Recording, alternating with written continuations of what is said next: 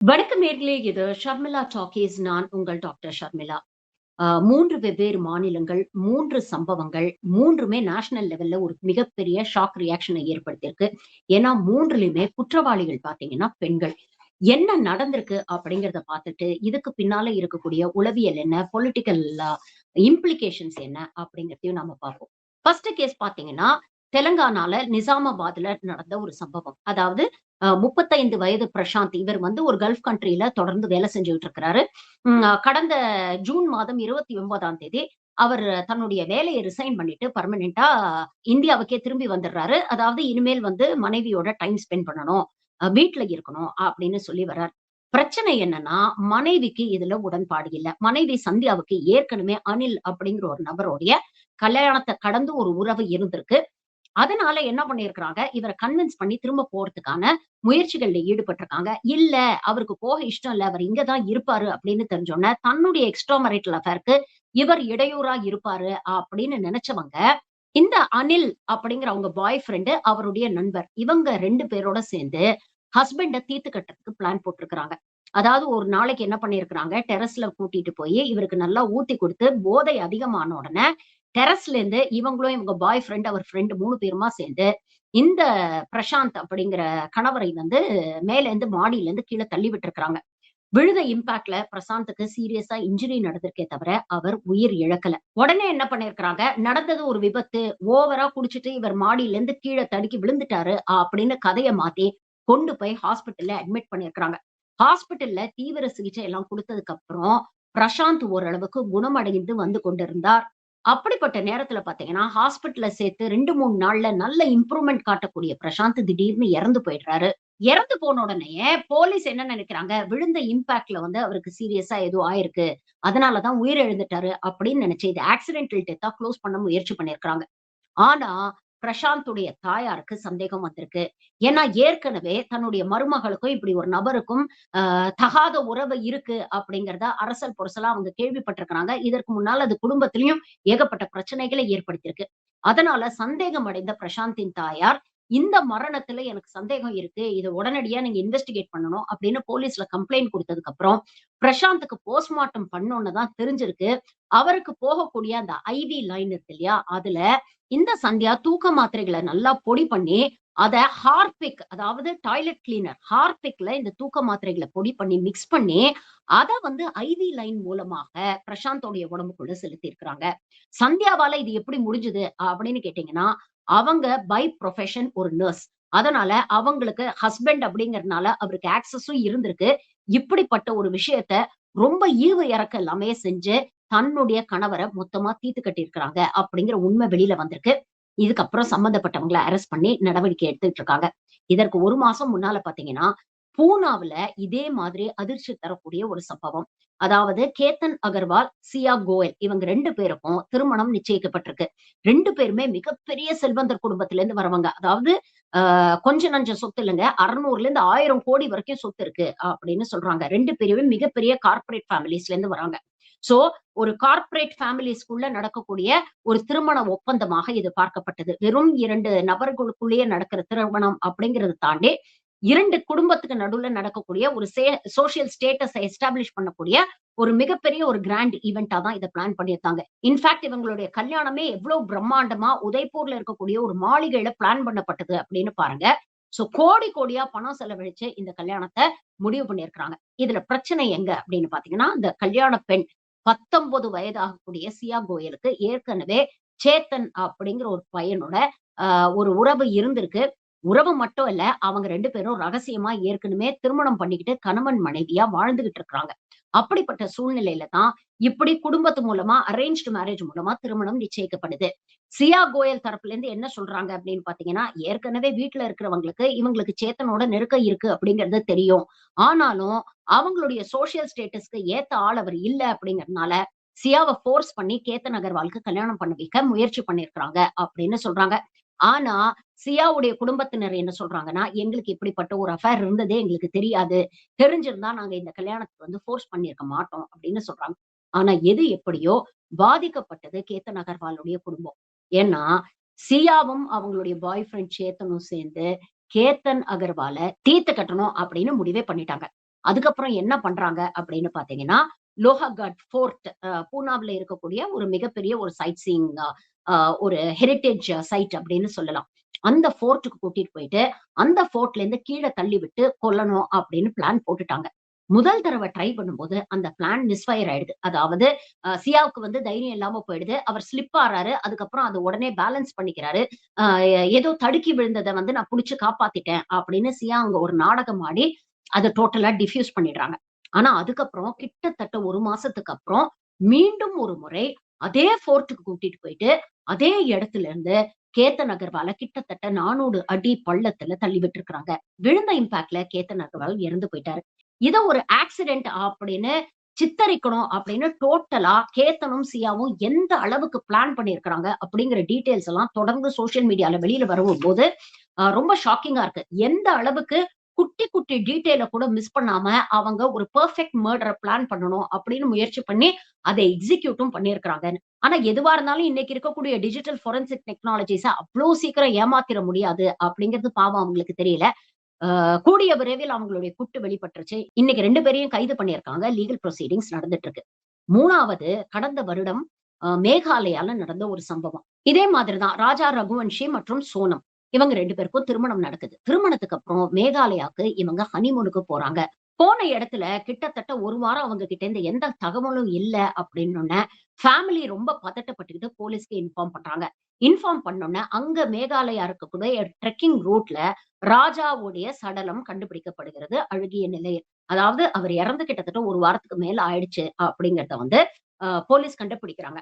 உடனே என்ன பண்றாங்கன்னா, அவருடைய மனைவிய தேடக்கூடிய ஒரு விஷயமும் நடக்குது. அவங்க என்ன நினைக்கிறாங்க, முதல்ல ஒரு ஆக்சிடென்ட் நடந்துருச்சு. அதுல 2 பேருமே இறந்து போயிருக்கிறாங்க போல இருக்கு.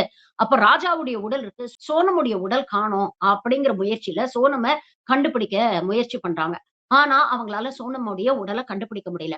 அடுத்தது என்ன பண்றாங்கன்னா, ராஜாவுடைய உடலில் இருந்து அவர் போட்டிருந்த நகை இதெல்லாம் காணோம் அப்படின்னோனே, ஏதோ ஒரு ராபரி அட்டெம்ப்ட் நடந்திருக்கு. அதுல ராஜாவ கொன்னுட்டு, சோனத்த யாரோ கிட்னாப் பண்ணிட்டு போயிட்டாங்க அப்படின்னு நெனச்சுட்டு, சோனம வேற எங்கேயாவது ஒரு இடத்துக்கு கூட்டிட்டு போய், அங்க வந்து அவங்கள கொலை பண்ணிட்டு, அவங்க கொள்ளையடிச்சுட்டு போயிருக்கலாம் அப்படிங்கிற ரீதியில இன்வெஸ்டிகேஷன் மாறுது.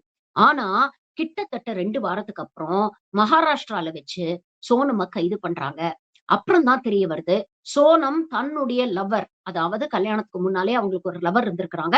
அந்த லவரோட சேர்ந்து இந்த கல்யாணத்த தடுத்து நிறுத்த முடியாததுனால, திருமணம் பண்ணினதுக்கு அப்புறம் பாய் ஃபிரெண்டோட சேர்ந்து அவருடைய ஃபிரெண்டையும் கூட்டு சேர்த்துக்கிட்டு, இந்த நபரை கொன்றுக்காங்க. கொன்னுட்டு அந்த நகையெல்லாம் எடுத்துக்கிட்டு ஓடி, புதுசா ஒரு வாழ்க்கை ஆரம்பிக்கணும் அப்படின்னு முயற்சி பண்ணியிருக்கிறாங்க. இது ஒரு ஆக்சிடென்ட் மாரி நடந்தது அப்படின்னு சித்தரிக்கவும் முயற்சி பண்ணியிருக்கிறாங்க.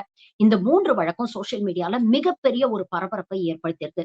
3 பெண்கள், அதுவும் இளம் வயது பெண்கள் இப்படி செய்வாங்களா? அப்படிங்கிற ஒரு அதிர்ச்சிய வந்து நெறைய பேர் வந்து வெளிப்படுத்திட்டு இருக்காங்க. இன்னொரு பக்கம் பார்த்தீங்கன்னா, ஐயய்யோ! இந்த காலத்து பெண்கள் எல்லாம் நம்பவே முடியாதுப்பா. எல்லாரும் ரொம்ப டேஞ்சரஸா இருக்காங்க. ஆண்களே ரொம்ப ஜாக்கிரதையா இருங்க. அப்படிங்கிற பதிவுகள் எல்லாம் நம்மளால பார்க்க முடியுது. இது போன்ற சம்பவத்துக்கு பின்னால இருக்கக்கூடிய உளவியல் ரீதியான காரணங்களையும், இதனால இருக்கக்கூடிய சோசியல் பொலிட்டிக்கல் இம்பாக்ட் என்ன அப்படிங்கிறதையும் வந்து நம்ம அவசியம் தெரிஞ்சுக்கணும். ஃபர்ஸ்ட் அண்ட் ஃபார்மோஸ்ட் பார்த்தீங்கன்னா, இந்த 3 சம்பவத்திலயும் ஒரு காமன் சோசியல் பேட்டர்ன நம்மளால பார்க்க முடியுது. என்ன அப்படின்னு பார்த்தீங்கன்னா, ஃபர்ஸ்ட் அண்ட் ஃபார்மோஸ்ட் இதெல்லாம் ஒரு கோவத்திலயோ, இல்ல ஒரு இயலாமையிலயோ, திடீர்னு ஒரு ஸ்பர்ட் ஆஃப் ஆங்கர்லயோ நடந்த விஷயங்கள் கிடையாது. ரொம்ப தெளிவாக பிளான் பண்ணி இதை எக்ஸிக்யூட் பண்ணியிருக்கிறாங்க. அப்ப எந்த அளவுக்கு ஒரு கிரிமினல் இன்டென்ட்டோட இவங்க செயல்பட்டிருக்கிறாங்க அப்படிங்கிறது நமக்கு ரொம்ப தெளிவா தெரியுது. 2வது பார்த்தீங்கன்னா, ஃபெயில்டு ஃபர்ஸ்ட் அட்டெம்ப்ட் அதுக்கப்புறம் செகண்ட் அட்டெம்ப்ட்ல சக்சஸ்ஃபுல் ஆகுறாங்க. இந்த ஃபர்ஸ்ட் அட்டெம்ப்ட்க்கும், செகண்ட் அட்டெம்ப்ட்க்கும் நடுவுல இருக்கக்கூடிய விண்டோ பீரியட் பார்த்தீங்கன்னா, சில நாட்கள்ல இருந்து சில மாதங்கள் வரைக்கும் இருக்கு. அப்படி இருக்கும் பொழுது அந்த இடைப்பட்ட காலத்துல நம்ம ஏற்கனவே ஒரு விஷயத்த முட்டாள்தனமா முயற்சி பண்ணிட்டோம். இது மாதிரி நாம பண்ணக்கூடாது. இதுக்கு வேற ஏதாவது ஒரு சொல்யூஷன நாம கண்டுபிடிக்கலாமே! பேச்சுவார்த்தை மூலமாக சுமூகமா புரிஞ்சு போயிடலாமே! அப்படின்னு எந்த பெண்ணும் நினைக்கவில்லை. மாறாக என்ன பண்ணியிருக்கிறாங்கன்னா, இந்த விண்டோ பீரியட்ல இந்த மர்டர் பிளான இன்னும் எப்படி பெட்டரா, எஃபிஷியன்ட்டா எக்ஸிக்யூட் பண்ணி, நாம தப்பிக்க முடியும் அப்படின்னு யோசிச்சிருக்காங்களே தவிர, நாம பண்ணது தவறு. இத நாம திருப்பி ரிப்பீட் பண்ணக்கூடாது அப்படின்னு யாருமே நினைக்கல. 3வது மிக முக்கியமான ஒரு விஷயம் என்னன்னா, இந்த 3 சம்பவங்களையும் இன்வால்வ் ஆன பெண்கள் தனியா, ஒற்றையாளா இத பண்ணியிருக்கவே முடியாது. அப்போ வெளியில இருந்து அவங்களுக்கு ஒரு ஹெல்ப் கிடைச்சிருக்கு. அதாவது அவங்களோட சம்பந்தப்பட்ட அந்த ஆண்கள், அவங்களுக்கு தேவையான அந்த ஃபோர்ஸ புரொவைட் பண்ணியிருக்கிறாங்க. இந்த பெண்களுக்கு இந்த விக்டிம்ஸோட இருக்கக்கூடிய நெருக்கத்தை பயன்படுத்திக்கிட்டு, அவங்க எந்த அளவுக்கு வல்னரபிளா இருப்பாங்க, எந்த அளவுக்கு அவங்களுடைய டிஃபென்சஸ் டவுனா இருக்கும் அப்படிங்கிற அந்த வல்னரபிலிட்டிய பயன்படுத்திக்கிட்டு இந்த மர்டர் பிளான்ஸ எக்ஸிக்யூட் பண்ணியிருக்கிறாங்க அப்படிங்கிறத நம்ம பார்க்க முடியுது. 4வது ரொம்ப எனக்கு பெர்சனலா ரொம்ப டிஸ்டர்பிங்கா இருக்கக்கூடிய ஒரு விஷயம் என்ன அப்படின்னு பார்த்தீங்கன்னா, தங்களுடைய ப்ரொஃபஷனல் ஸ்கில்ல எப்படி மிஸ்யூஸ் பண்ணியிருக்கிறாங்க. அதுவும் உதாரணமாக இந்த தெலுங்கானா கேஸ்ல நீங்க பாருங்க. அந்த சந்தியா ஒரு நர்ஸ். ஒரு நர்ஸோடைய மிகப்பெரிய கடமை என்ன? நம்மள நம்பி வரக்கூடிய அந்த நோயாளிகளுடைய உயிர காப்பாத்துறதுக்காக நம்ம எவ்ளோ வேணா முயற்சி எடுக்கலாம். ஆனா, அப்படி நம்மள நம்பி வரக்கூடிய ஒரு நோயாளி எந்தவித டிஃபென்ஸும் இல்லாம ஒரு நிராயுத பாணியா நம்ம முன்னால படுத்து இருக்கக்கூடிய ஒரு நோயாளி. அது உங்க கணவர் அப்படிங்கிறது அடுத்த ஸ்டெப். முன்பின் தெரியாத ஒரு நோயாளியே தன்னை பாதுகாத்துக் கொள்ள எந்த ஒரு விஷயமே இல்லாம அவ்ளோ வல்னரபிளா படுத்துட்டு இருக்கிற நோயாளிக்குள்ள உங்களுடைய ப்ரொஃபஷனல் ஸ்கில்ல யூஸ் பண்ணி அவங்கள கொல்றதுக்கு உங்களுக்கு எப்படி மனசு வந்தது? இது உங்க தொழிலுக்கே நீங்க செய்யக்கூடிய மிகப்பெரிய ஒரு துரோகம் இல்லையா? அநீதி இல்லையா? இந்த விஷயம் என்ன ரொம்ப அதிகம் டிஸ்டர்ப் பண்ணுச்சு. அதே மாதிரி இன்னொரு காமன் பேட்டர்ன் இதுல என்ன நம்மளால பார்க்க முடியுது அப்படின்னு பார்த்தீங்கன்னா, இந்த 3 வழக்குலயுமே காவல்துறை இந்த கேஸ கிராக் பண்ணல. இந்த விக்டிம் இருக்கிறாங்கல்ல, இறந்து போனவங்களுடைய ரிலேட்டிவ்ஸ் வந்து சந்தேகப்படுறாங்க. சந்தேகப்பட்டு கேள்விகள் எழுப்புனதுக்கு அப்புறம் தான் காவல்துறை நடவடிக்கை எடுக்குது. அப்போ சுற்றி இருக்கக்கூடிய உறவினர்களுக்கு தெரியக்கூடிய விஷயம், எப்படி சம்பந்தப்பட்ட அந்த விக்டிம்க்கு தெரியல? எப்படி அவங்களால உணர முடியல? நம்மளுடைய ஸ்பவுஸ்னாலயே நமக்கு இவ்ளோ பெரிய ஒரு ஆபத்து இருக்கு அப்படிங்கிறத அவங்களால எப்படி உணர முடியல? அப்படிங்கிற ஒரு முக்கியமான கேள்வியும் இந்த பேட்டர்ன்குள்ள அடங்கியிருக்கு. இது எல்லாத்தையும் தாண்டி இதுல இருக்கக்கூடிய பொலிட்டிக்கல், சோசியல் இம்ப்ளிகேஷன்ஸ பாருங்க. இந்த எல்லா விஷயமுமே அர்பன் ஏரியாஸ்ல நடந்திருக்கு. இதுல இன்வால்வ் ஆன பெண்கள் எல்லாம் பாத்தீங்கன்னா, நல்ல படித்த பெண்கள், வசதியான வீட்ல இருந்து வரக்கூடிய பெண்கள், பொருளாதார பின்புலம் இருக்கக்கூடிய பெண்கள். ஆனா, அப்படிப்பட்ட பெண்களுக்கு கூட அவர்கள் விருப்பப்பட்ட ஆண்களோட வாழ்க்கை நடத்துறதுக்கான உரிமை இல்ல. இன்னைக்கு சொசைட்டில எத்தனையோ அவென்யூஸ் இருக்கு. ஒரு திருமண பந்தத்த உங்களுக்கு பிடிக்கலையா? ஒருத்தர் கூட உங்களுக்கு வாழ பிடிக்கலையா? இல்ல அந்த திருமணத்துல உங்களுக்கு விருப்பம் இல்லையா? வெளிப்படையாக இந்த திருமணத்துல எனக்கு உடன்பாடு இல்ல. அதனால இந்த என்கேஜ்மென்ட்ட நான் கேன்சல் பண்றேன். அப்படின்னு அவங்க செஞ்சிருக்கலாம். இல்ல திருமணம் செஞ்சுக்கிட்டோம். ஆனா எங்களுக்கு மனசு ஒப்பல. எங்களுக்குள்ள ஒரு கம்பேட்டிபிலிட்டி இல்ல. அதனால எனக்கு டிவோர்ஸ் வேணும் அப்படின்னு சோசியலி அக்செப்டபிள் எக்ஸிட்ஸ் இருக்குல்ல. இந்த திருமணம் வேண்டாம் அப்படின்னு சொல்லிட்டு அத நிராகரிச்சுட்டு அந்த திருமண பந்தத்திலிருந்து வெளியேறதோ, இல்ல திருமணத்துக்கு அப்புறம் எனக்கு இந்த திருமண உறவுல வந்து உடன்பாடு இல்ல அப்படின்னு டிவோர்ஸ் கேட்டு வெளியேறதோ, இப்படி சோசியலி அக்செப்டபிள் மீன்ஸ இந்த பெண்கள் யாருமே தேர்வு செய்யல. அதை விட பெட்டர் சம்பந்தப்பட்ட நபர கொலை செய்யறது, ஒரேடியா எலிமினேட் பண்றது அப்படிங்கிற சாய்ஸ் அவங்க தேர்ந்தெடுத்திருக்காங்கன்னா, அதற்கு காரணம் என்ன? இந்த சொசைட்டி அவங்களுக்கு கொடுக்கக்கூடிய அழுத்தம். திருமணம் அப்படிங்கிறது இன்னும் பெரும்பாலான குடும்பங்கள்ல 2 மனசு ஒத்து போச்சா? 2 பேர் சந்தோஷமா வாழ்க்கை நடத்துவாங்களா? லைஃப் லாங் கம்பானியன்ஷிப் முக்கியம். அப்படிங்கிற இலக்குகளை தாண்டி 2 குடும்பத்துக்கும் சோசியல் ஸ்டேட்டஸ் நல்லா ஒத்து போகுதா? இப்படி 2 குடும்பங்கள் ஒரு திருமணம் மூலமாக இணையறதுனால, நம்மளுடைய சோசியல் ஸ்டேட்டஸ் இம்ப்ரூவ் ஆகுதா? நம்மளுடைய சொத்து எண்ணிக்கை அதிகமாகுதா? அப்படின்னு தான் பார்க்குறாங்களே தவிர, சம்பந்தப்பட்ட அந்த 2 பேர் அதுல சந்தோஷமா இருப்பாங்களா? நிம்மதியா இருப்பாங்களா? அப்படிங்கிறது யாரும் யோசிக்கிறது இல்ல. இந்த திருமணத்துல உங்களுக்கு இஷ்டம் இருக்கா? இல்லையான்னு அந்த குடும்பங்கள் ஒரு வார்த்தை கேட்டிருந்ததுன்னா, இந்த திருமணங்கள நிப்பாட்டியிருக்கலாம். எனக்கு இந்த திருமணத்துல உடன்பாடு இல்ல. எனக்கு உன் கூட வாழ இஷ்டம் இல்ல. எனக்கு இன்னொருத்தரோட ஒரு நட்பு இருக்கு. நான் என் வாழ்க்கைய தேடி போறேன். எனக்கு விவாகரத்து குடுங்க அப்படின்னு வெளிப்படையாக இந்த பெண் பேசியிருந்தான்னா, பிரசாந்த் இன்னைக்கு உயிரோட இருந்திருப்பாரு. அப்ப அந்த பேச முடியாத அளவுக்கு ஒரு அழுத்தத்த இன்னைக்கு சமூகம் குடுத்துக்கிட்டு இருக்கு. அந்த அழுத்தத்த தாங்க முடியாம தான் இப்படிப்பட்ட நிலைகளுக்கு இந்த பெண்கள் தள்ளப்படுறாங்க. அப்ப படித்த அர்பன் ஏரியாஸ்ல வாழக்கூடிய பெண்களுக்கே இப்படிப்பட்ட நிலைமைனா, ரூரல் ஏரியாஸ் இருக்கக்கூடிய பெண்களுடைய நிலைமைய யோசிச்சு பாருங்க.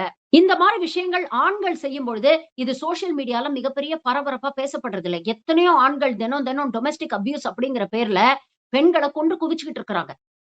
ஆனா, பெண்கள் இது போன்ற விஷயங்கள்ல ஈடுபடும் பொழுது, இது சோசியல் மீடியால மிகப்பெரிய ஹைப் ஆகுது. அது மூலமாக எல்லா பெண்களும் இப்படிதான், எல்லா பெண்களும் டேஞ்சரஸ் அப்படிங்கிற ஒரு பொது புத்தியையும் இந்த சோசியல் மீடியா மூலமாக கிரியேட் பண்ண முயற்சி பண்றாங்க. ஆனா எல்லா பெண்களும் அப்படி இல்ல. நெறைய பெண்கள் சைலன்ட்டா சகிச்சுக்கிட்டு தான் வாழ்ந்துகிட்டு இருக்கிறாங்க.